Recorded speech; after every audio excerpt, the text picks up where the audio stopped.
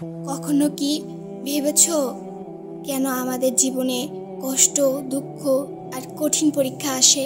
হয়তো সেটাই আল্লাহর পক্ষ থেকে একটি বিশেষ পরীক্ষা, সবরের পরীক্ষা। তোমরা কি শুনোনি? সূরা বাকারার 153 আয়াতে আল্লাহ বলেছেন, নিশ্চয় আমি ধৈর্যশীলদের সাথে আছি। হয়তো তোমার দোয়া দেরিতে কবুল হচ্ছে, হয়তো তোমার স্বপ্ন কিছুদিন পিছিয়ে যাচ্ছে, কিন্তু এর মানে এই নয় যে আল্লাহ তোমায় ভুলে গেছেন। বরং হয়তো তিনি তোমার সবর দেখছেন। সবর মানে শুধু চুপচাপ কষ্ট সহ্য করা নয়।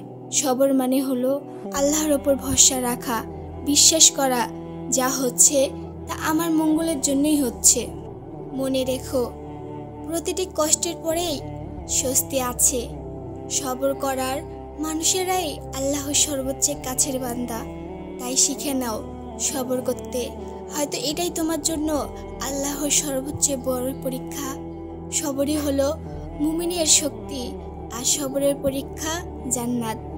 প্রতিটি কষ্টের পরেই স্বস্তি আছে, প্রতিটি রাতের পরেই ভোর আসে।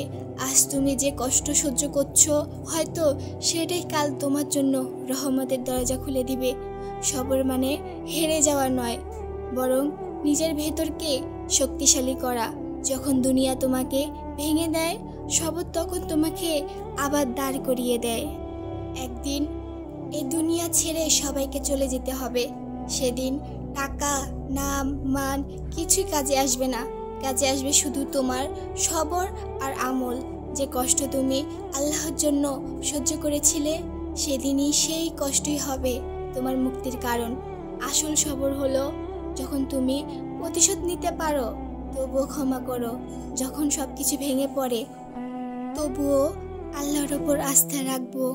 সবরের পুরস্কার শুধু দুনিয়ায় নয়, আখিরাতের অশেষ সুখ।